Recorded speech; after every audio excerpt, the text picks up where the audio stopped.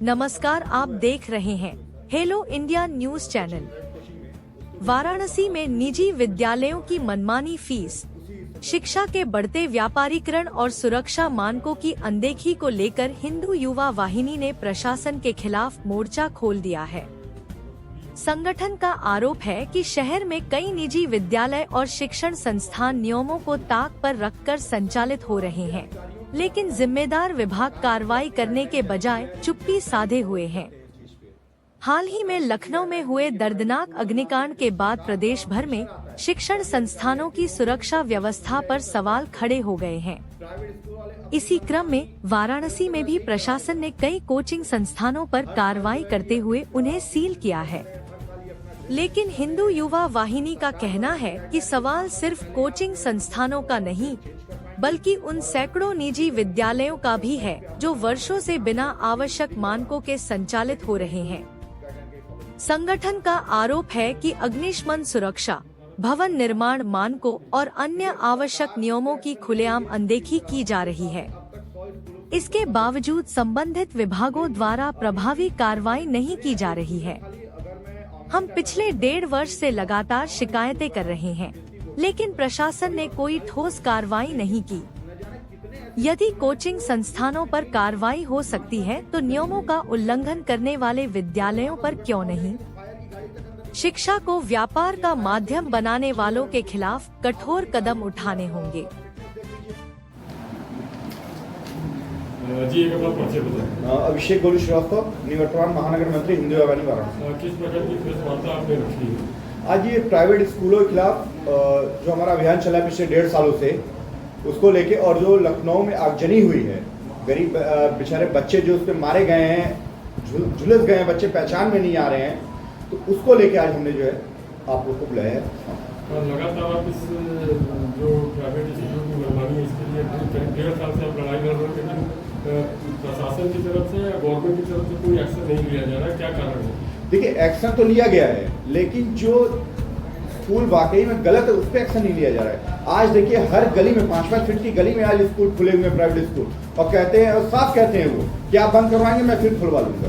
तो ये कमियां किसकी हैं? यहाँ के अधिकारी कब जागेंगे इस चीज को लेके? अधिकारी कोई घटना होने के बाद ही अधिकारी क्यों जागता है?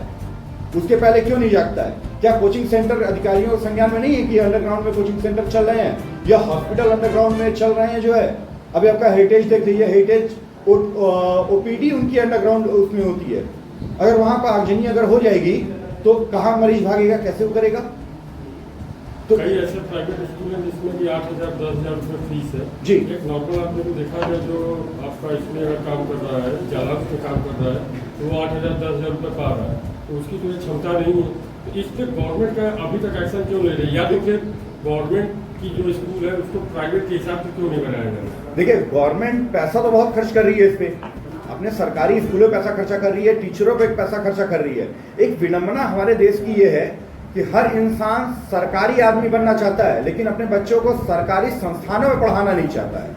ये बहुत बड़ी विडंबना है। अपने कहीं ना कहीं सरकारी जो स्कूल है उसको कहीं ना कहीं कुछ कमी है, इसीलिए लोग प्राइवेट स्कूल। देखिए, आप मुझे बताइए, प्राइवेट स्कूलों में पढ़ाने वाला शिक्षक 8 से 10 हज़ार रुपये कमाता है, वही सरकारी स्कूलों में पढ़ाने वाला शिक्षक 60 से 70 हज़ार रुपये कमाता है।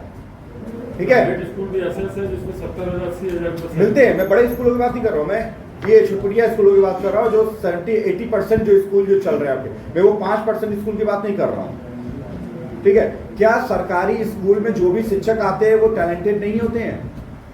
क्या प्राइवेट स्कूलों में जो शिक्षक पढ़ा रहे हैं वो उनसे ज्यादा टैलेंटेड है? तो ये जनता को भी जागरूक होना पड़ेगा कि जो 10,000 रुपये 8,000 रुपये कमा रहा है, जो प्राइवेट स्कूलों में कमा रहा है शिक्षक, उनसे ज्यादा टैलेंटेड जो है सरकारी शिक्षक में शिक्षक बैठे हुए हैं, सरकारी स्कूल में बैठे हुए हैं, लेकिन उसके बावजूद जो है वो केवल काम चोरी उनकी चलती है और कुछ नहीं चलता उनका। आप सरकार से जो गुहार लगा रहे हैं, अगर आपकी मांग नहीं पूरी की जाती है तो आगे की रणनीति क्या होगी? मेरा अभियान ये चलता रहेगा जब तक ये सरकारी स्कूल अपने तरीके से सुचारू रूप से जैसे नहीं चालू हो जाते हैं। आप देखिए, बनारस में कितने विधायक हैं, अगर एक विधायक भी अपने विधानसभा के अगर स्कूलों को अगर गोद लेके अपने फंड से अगर उसको सही सुदृढ़ कर लेता है ना, तो कोई प्राइवेट स्कूलों में क्यों पढ़ाने जाएगा? जहां सरकार इतनी सुविधाएं दे रही है लोगों को, वो फ्री में पढ़वाएंगे कि जाके 8-10 हजार रुपए बच्चों को देंगे? सरकार से क्या गुहार लगाते हैं? सरकार से यही गुहार लगाते हैं कि ये जितनी प्राइवेट संस्थानें चल रही हैं इन पे लगाम लगाएं, क्योंकि ये सरकार की किसी भी मानक को ये मानने से इनकार करते हैं। इनका पूरा सिंडिकेट चलता है ये मानक, और इनको लगाम लगाएं और इनको सही रास्ते पे लेके आए। जी बहुत बहुत धन्यवाद। बोलिए, एक क्वेश्चन और है, इसमें जितने भी स्कूल हैं सारे समर वेकेशन बंद होने के बाद खुल गए हैं, और इस समय अगर मौजूदा स्थिति देखी जाए गर्मी की, तो व्यस्त आदमी भी 5 मिनट धूप में खड़ा नहीं हो। बिल्कुल। तो जो स्कूल से खोले हैं, क्या इसमें सही है जिस हिसाब से गर्मी बढ़ रही है? पहले देखिए, हम लोग भी पढ़े हैं, पहले स्कूल क्या होता था कि मार्च अप्रैल मई में जो है स्कूलें बंद हो जाती थी, जुलाई में खुलती थी। लेकिन ये प्राइवेट स्कूल है, केवल अपनी मनमानी कर रहे हैं और कुछ नहीं कर रहे हैं। सरकार को चाहिए कि इनके ऊपर कड़ाई से एक्शन ले, और जो बात न माने उसकी मान्यता रद्द कर दी जानी चाहिए। इस पे एक चीज और भी है कि जो किताब है और ड्रेस है जी, वो खुद से देते हैं, और बाद में बोलते हैं कि नहीं हमारा जो है यहाँ से आता है वहाँ से। इस पे सरकार ने गाइडलाइन जारी की थी जो है, लेकिन वही मैंने कहा ना कि ये किसी गाइडलाइन को नहीं मानते हैं। ये अपने यहाँ से ड्रेस देंगे, अपने यहाँ से किताबें, मतलब सारी चीजें, यहाँ तक कि पेंसिल रबड़ तक ही अपने यहाँ से देते हैं, जूते तक अपने यहाँ से देते हैं। क्या मार्केट में जो जूते मिलते हैं क्या वो नहीं आप क्या पहनेंगे? वो कहाँ से कर पाए? सरकारी स्कूल या प्राइवेट स्कूल का सिलेबस सेम करिए।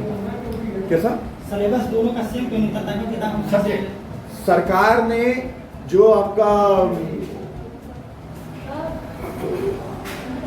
आपके सरकार ने जो बुक निकाली है आपकी एनसीईआरटी की बुक निकाली, उन्होंने मस्ट किया है कि हर स्कूलों में पढ़ाई अनिवार्य है एनसीईआरटी की, लेकिन उसके बावजूद ये प्राइवेट स्कूल वाले एनसीईआरटी बुक नहीं चलाते हैं। जो हमारी सरकार विदेश से हर नीतियाँ लेके आ रही है कि नहीं विदेश की नीतियों की तरह हमारे भारत भी चलेगा, तो ये पढ़ाई लिखाई में वो लोग क्यों नहीं ला रहे हैं? क्योंकि वहाँ पे तो ये है कि एक बच्चा अगर इस किताब से पढ़ा तो अगले साल एक दूसरा बच्चा भी उसी किताब से पढ़ेगा, तो हमारे भारत में ऐसा क्यों नहीं हो सकता है? देखिए, भारत में ऐसा इसलिए नहीं हो सकता क्योंकि जो सत्ताधारी या आप कहिए विपक्ष में जितने भी नेता बैठे हुए हैं ना, 70,000 में से 50,000 स्कूल तो उन्हीं के हैं।